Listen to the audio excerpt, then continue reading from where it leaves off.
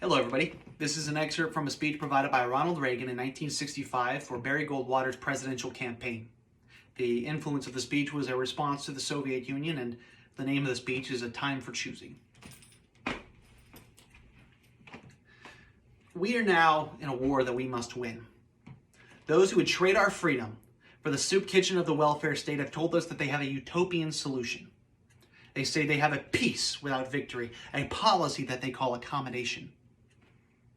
They tell us if only we would abandon our direct confrontations with the enemy, then our enemy would abandon his evil ways and learn to love us.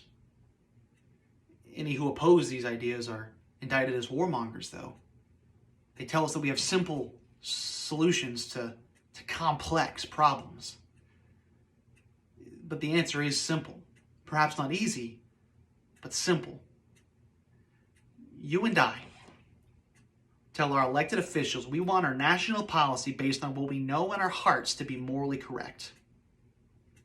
We cannot buy our freedom or our security from their bum by committing an immorality so great as to tell the billion people now currently enslaved behind the Iron Curtain, give up your freedom and your dreams of freedom.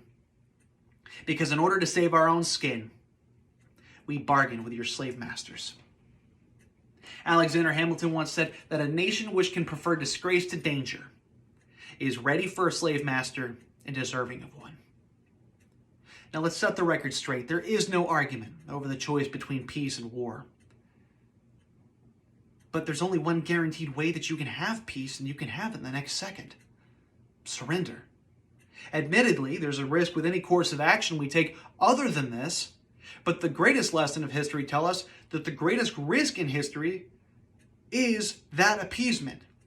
And this is the specter that our well-meaning liberal friends refuse to face. Their policy of accommodation is that appeasement. And it gives no choice between peace and war, but only between fight or surrender. If we continue to accommodate, if we continue to back and retreat, then eventually we will be forced to face the final demand, the ultimatum. Nikita Khrushchev has told his people he knows what our answer will be. He told them that we're retreating under the pressure of the Cold War. He told them that when the time comes to deliver the final ultimatum, our surrender will be voluntary.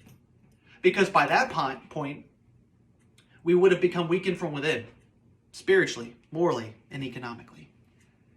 And of course he believes this because from our side he's heard voices pleading for peace at any price, or better red than dead, or as one commentator put it, he would rather live on his knees than die on his feet.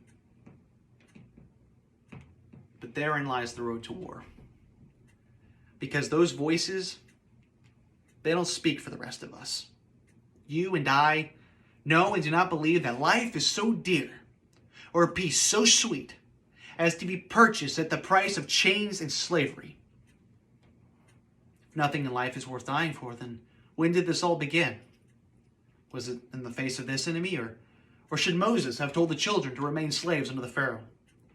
Should Christ have refused the cross, or should the patriots at Concord Bridge have thrown down their weapons and not refused to fire the shot heard around the world?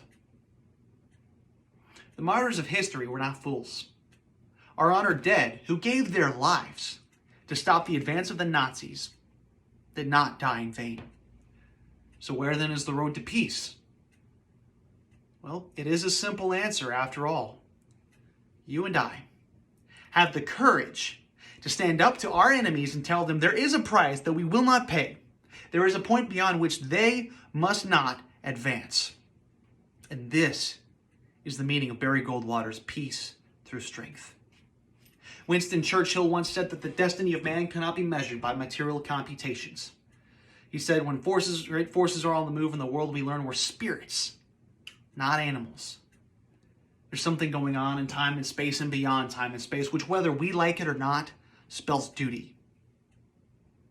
You and I have a rendezvous with destiny to secure for our children this: the last best hope of man on earth, or sentence them to take the last step into 1,000 years of darkness. Thank you.